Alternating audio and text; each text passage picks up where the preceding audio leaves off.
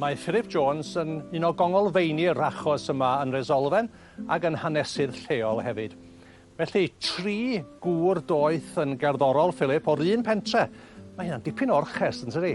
Hyn sydd yn bwysig i ni gofio yw bod y 3 yma wedi gadael yr ysgol tua 30 oed a wedi gorfod mynd i weithio dan ddaear a gwneud ei holl waith gerddorol a'i astudio ar ôl shifft o waith.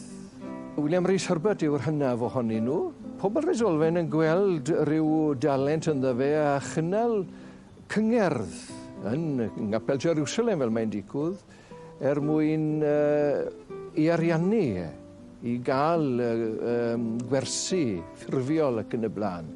Fe sefydlodd ei hunan yn y diwedd yn St Paul, Minnesota. Un o'i weithiau sydd yn dal i fod yn boblogaidd yw Ffarweli'r Gwynter Eira. Fe glywch chi partïon deilais a partïon merched ac yn y blaen yn dal i ganu ffarwel i'r gwynt a'r eira. A Tom Hopkyn Evans yn gwneud ei farc fel arweinydd? Fe arweiniodd gôr cymysg o Dde Cymru yn y Palas Grisial yn Llundain.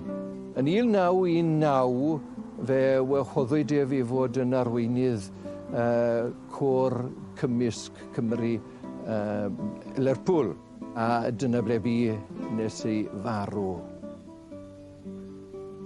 Mwy o tebyg fe arweiniodd mwy o gyngerddau yn yr Eisteddfod Genedlaethol na neb arall. A'r Cymanfawydd Canu. Yn ogystal â bod yn gyfansoddwr, mi oedd David Evans hefyd yn doedd yn academydd. David Evans oedd y cyntaf i gael gradd cerddoriaeth trwy Brifysgol Cymru, ond fel academydd, fel athro, gadodd ei farc yn fwyaf arbennig. Y drefn ar y plac ydy William Rhys Herbert, Tom Hopkyn Evans a David Evans ar y brig. A fel yna bysach chi'n gosod nhw? Mae yna hanesyn am un gymanfa ganu yn Sgiwen. Ac roedd llywydd yn dipyn o wag, gŵr ffraith. Ac un o'r doctoriad, naill ai David Evans neu Tom Hopkyn, digwydd bod yn arwain, dwi ddim yn cofio pwy oedd yna.